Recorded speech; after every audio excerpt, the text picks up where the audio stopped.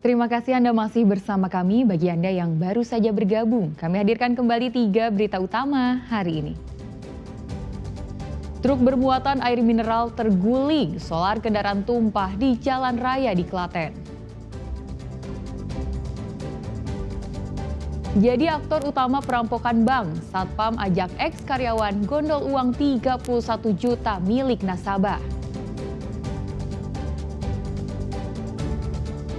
Hari Olahraga Nasional diperingati KONI Kota Salatiga dengan menolak peraturan Menpora nomor 14 tahun 2024.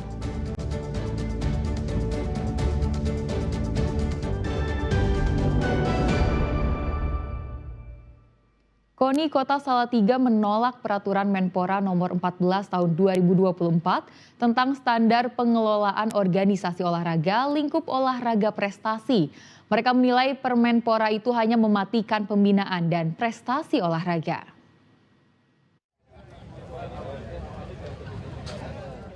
Dengan membawa spanduk tuntutan, para atlet yang tergabung dalam naungan KONI Salatiga memperingati Hari Olahraga Nasional 9 September dengan cara yang berbeda. Bertempat di halaman kantor Pemkot Salatiga, mereka menyuarakan penolakan terhadap peraturan Menteri Pemuda Olahraga Permenpora nomor 14 tahun 2024 tentang standar pengelolaan organisasi olahraga. Alasan penolakan karena KONI menilai Pemenpora itu membatasi kemandirian organisasi olahraga, menyimpang dari piagam Olimpiade, dan bertentangan dengan undang-undang keolahragaan yang lebih tinggi. Jika dilaksanakan, hanya menimbulkan kegelisahan karena potensi pendanaan olahraga dari pemerintah bisa terhenti. Paling tidak di Permenpora ini jelas memandulkan peran organisasi olahraga, lingkup olahraga prestasi. Kemudian beban berat bagi pengurus olahraga ke depan dalam penyediaan anggaran maupun penyediaan fasilitas keolahragaan. Ini tentu tidak mungkin disediakan oleh pengurus, yang harusnya ini menjadi tanggung jawab pemerintah bersama masyarakat. Pengurus ini bagian masyarakat, jadi bukan masyarakat yang menyediakan, pemerintah sebagai support system. Kembali pemerintah lah yang sebagai penanggung jawab, masyarakat bersama pengurus ini yang menjadi support system dari penyelenggaraan keolahragaan, harusnya sebagaimana amanat dalam Undang-Undang Nomor 11 Tahun 2022. Di samping itu, di dalam permen ini kita melihat ada indikasi pelanggaran terhadap Olympic Charter tentang independensi dan keotonomian penyelenggaraan keolahragaan. Ini sudah dikaji oleh teman-teman di bidang hukum. Kami hadir juga dengan bidang hukum KONI bersama dengan juga wakil ketua, dan kemarin kami hadir di Rakernas bersama Pak Sekum. Melalui undangan khusus kami mewakili KONI Kabupaten Kota se-Indonesia untuk bisa hadir di dalam Rakernas. Dan di Rakernas juga pernyataan ini ada, semua pelaku olahraga secara nasional gelisah terhadap terbitnya Permenpora 14 tahun 2024 ini yang efektif nanti berlaku 25 Oktober 2025. Aspirasi KONI ini pun diterima Wali Kota Salatiga dan akan diteruskan ke pemerintah pusat. Mereka juga mendukung KONI dan terus memberikan pelayanan terbaik untuk peningkatan prestasi olahraga. Menerima aspirasi mereka untuk suatu peraturan Menteri Pemuda Olahraga nomor 14 terkait regulasi tentang KONI. Ya, kalau kami sebagai pemerintah Kota Salatiga tentunya menganggap bahwa tidak akan ada atlet yang berprestasi tanpa turut campur pemerintah daerah. Ya, saya kira juga kita mengharap ada peninjauan ulang terhadap peraturan-peraturan tersebut, dan yang selama ini juga kan tidak menjadi masalah, tidak menjadi beban pemerintah daerah. Ya, tentunya ke arah pembinaan yang harus digalakan. Ya, untuk memindahkan kan perlu ada sesuatu yang kita berikan. Nah, selama ini kan memang kita pemerintah daerah selalu memberikan hibah yang rutin berupa dana pembinaan untuk KONI. Sejak diterbitkan Permenpora nomor 14 tahun 2024 dinilai bermasalah dalam standar pengelolaan organisasi olahraga berprestasi. Banyak aturan dalam Permenpora 14 2024 itu yang bertentangan dengan aturan di atasnya, seperti Undang-Undang Nomor 11 Tahun 2022 tentang keolahragaan. Yulianto melaporkan dari Salatiga. Tim nasional sepak bola Indonesia U23 gagal lolos ke Piala Asia 2026 setelah kalah tipis 0-1 atas Korea Selatan dalam laga pamungkas kualifikasi grup J. Pelatih Timnas Indonesia U23 mengaku faktor fisik dan jam terbang pemain menjadi dua kunci yang akan dievaluasi.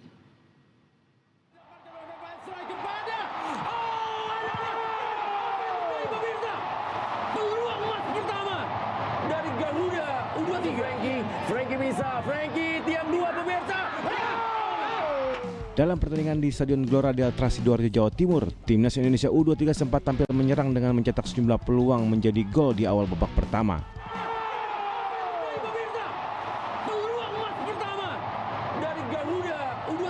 Namun serangan balik cepat Timnas U23 Korea Selatan dapat dikonversikan menjadi gol pada menit kelima babak pertama.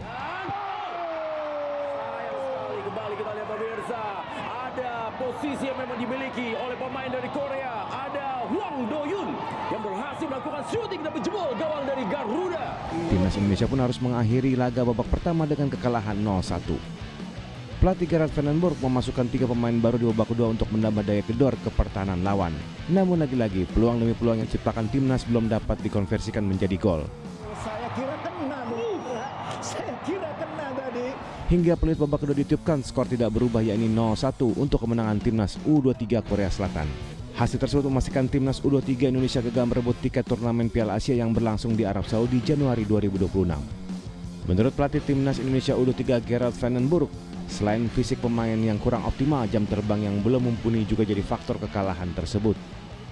Melihat pertandingan pada malam hari ini sebenarnya kita udah bisa melakukan beberapa hal, banyak hal, cuman saja belum berhasil. Ini banyak sekali diberikan komentar sekali lagi mengenai fisik dari pemain kita yang memang di kompetisi hampir tidak bermain. Jadi kalau misalnya kita bermain melawan tim seperti Korea yang fisiknya sangat bagus, kita di menit 60-an itu udah banyak mengalami kendala juga karena tidak bisa bersaing secara fisik. Jadi harus ada solusi yang diperlukan dilakukan untuk bermain melawan mereka. Menanggapi minimnya jam terbang pemain Timnas U23 di kompetisi lokal, Ketua Umum PSSI Erick Thohir mulai tahun depan akan meninjau kembali regulasi mulai dari Liga 1 hingga Liga 4 dalam memainkan pemain muda.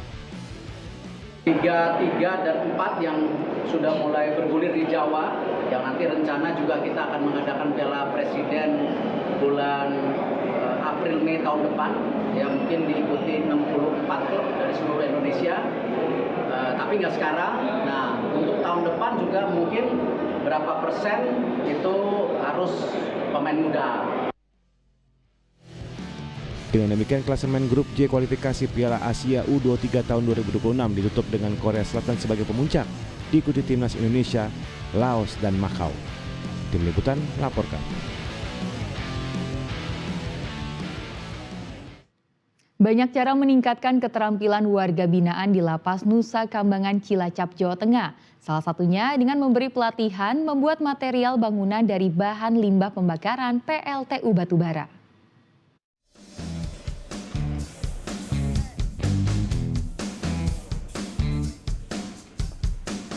Ada kesibukan berbeda di Lapas Nusa Kambangan, Cilacap, Jawa Tengah. Sejumlah warga binaan tampak sibuk menyusun paving block dan batako.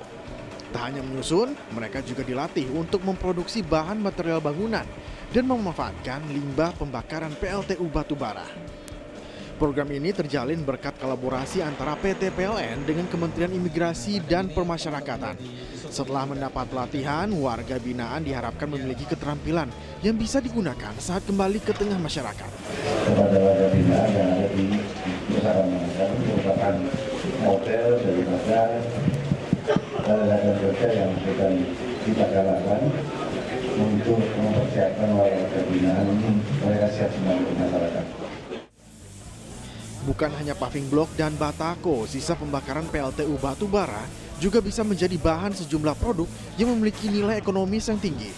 Penggunaan fly ash, bottom ash ini yang dilakukan oleh warga binaan bisa menghasilkan paving block, batako, bis beton, tetrapod, bahkan untuk bedah rumah maupun pembangunan jalan. Total ada 142 warga binaan yang mendapat pelatihan. Dalam setahun, mereka bisa menghasilkan 2 juta paving block dan batako dengan omset diperkirakan mencapai 5,4 miliar rupiah per tahunnya. Mardianto melaporkan dari Cilacap, Jawa Tengah. Informasi tadi mengakhiri jumpa kita di Berita Jawa Tengah. Jangan lupa pastikan Anda subscribe channel YouTube Liputan 6 SCTV Daerah. Atas nama rekan yang bertugas, saya Tia Anissa mengucapkan terima kasih atas kebersamaan Anda. Selamat beraktivitas dan sampai jumpa.